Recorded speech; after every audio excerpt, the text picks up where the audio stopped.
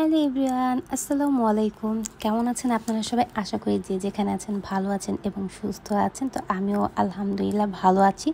তো আজকে আমি আপনাদের ক্ষীর রান্নার রেসিপিটা দেখাবো।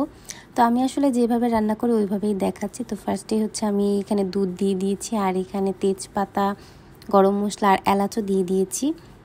এরপরে দুধটা বেশ ভালোভাবে ফুটে আসলে এখান থেকে আমি কিছুটা দুধ আলাদা করে রেখে দেব।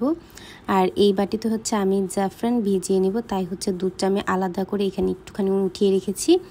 তো এখন এখানে আমি জাফরান দিয়ে দিচ্ছি। আর যাদের বাসায় জাফরান নেই তারা না দিলেও হবে, আর এটা দিলে খুব সুন্দর একটা কালার আসে, যার জন্য আমার জাফরানটা দেওয়া ছিল। আর এইখানে আমি চালটাকে হাফ ভেঙে রেখেছিলাম, একদম পুরো গুঁড়ো গুঁড়ো না, জাস্ট ব্লেন্ডারে দিয়ে একবার একটু ব্লেন্ড করে নিলেই হবে, এরকম সুন্দর গুঁড়ো হয়ে যাবে। তো ওইটাই আমি আসলে এইখানে দিয়ে দিচ্ছি। আর দেওয়ার সাথে সাথে খুব ভালো করে নেড়ে দিতে হবে যাতে নিচে না লেগে যায়।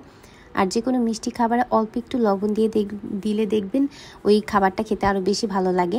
তো এরপরে আমি কিছু কিশমিশ আর এখানে কাজু বাদাম দিয়ে দিয়েছি। আর কাজু বাদামটা আমি একটু ভেঙে তারপরে দিয়েছি।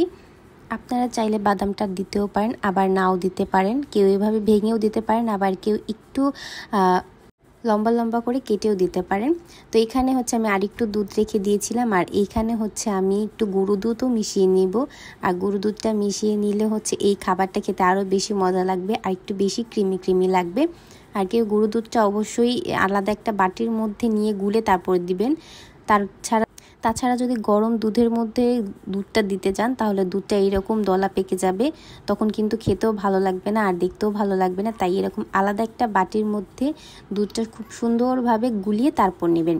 তো আমার দেখুন খুব সুন্দরভাবে ভালো করে মিক্স করা হয়ে গেছে। এখন আমি এই ক্ষীরটার মধ্যে ওই দুধটা ঢেলে দিচ্ছি, আর দিয়ে খুব সুন্দরভাবে নাড়াচাড়া করে নিচ্ছি। দেখুন বেশ ভালোভাবে কিছুক্ষণ নাড়াচাড়া করে এখন আমি যে জাফরান ভিজানো দুধটা রেখেছিলাম সেইটাও এখন আমি এর মধ্যে অ্যাড করে দিচ্ছি।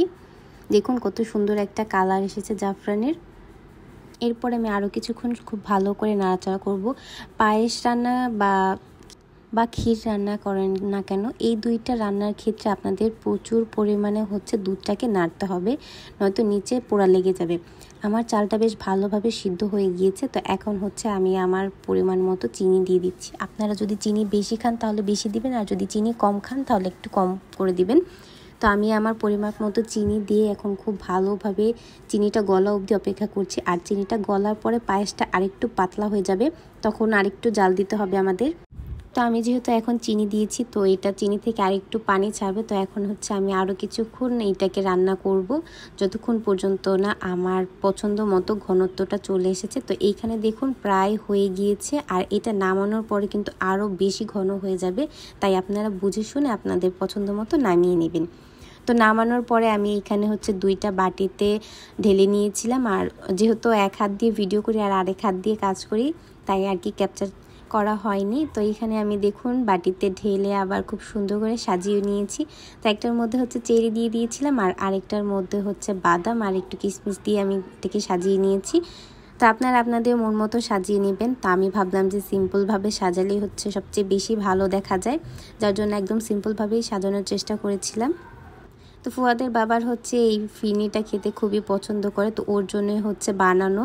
তাই আজকে ফার্স্টে ওকেই টেস্ট করতে বললাম যে খেয়ে দেখতে কেমন হয়েছে, সব সময়ের মতো ভালো হয়েছে নাকি। তো সে জিজ্ঞেস করছে কোনটা নেব।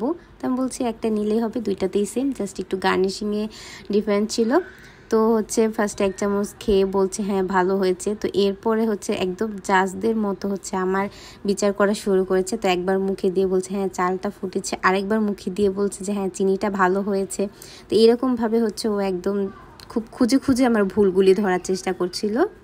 তো দুঃখের বিষয় সে আমার কোনো ভুলই ধরতে পারেনি, যেহেতু আমি প্রায় সময় বাসায় ঘিটা রান্না করি, তাই আমার মিস হওয়ার কোনো চান্সই ছিল না। তো অনেকক্ষণ যাবৎ খাওয়ার পরেও আসলে ভুল ধরতে পারছিল না। তো কি করবে, আর বেচারা নিজের ইচ্ছে মতোই আসলে খাচ্ছিল। তো যাই হোক, আজকের ভিডিওটা ছিল এই পর্যন্তই। আপনাদের ভালো লাগলে অবশ্যই লাইক, কমেন্ট, শেয়ার এবং সাবস্ক্রাইব করে দিবেন। আর আমার ফেসবুকেও একটা চ্যানেল আছে, ওইটাকেও আপনারা একটু লাইক করে দিবেন। সো আল্লাহ হাফিজ।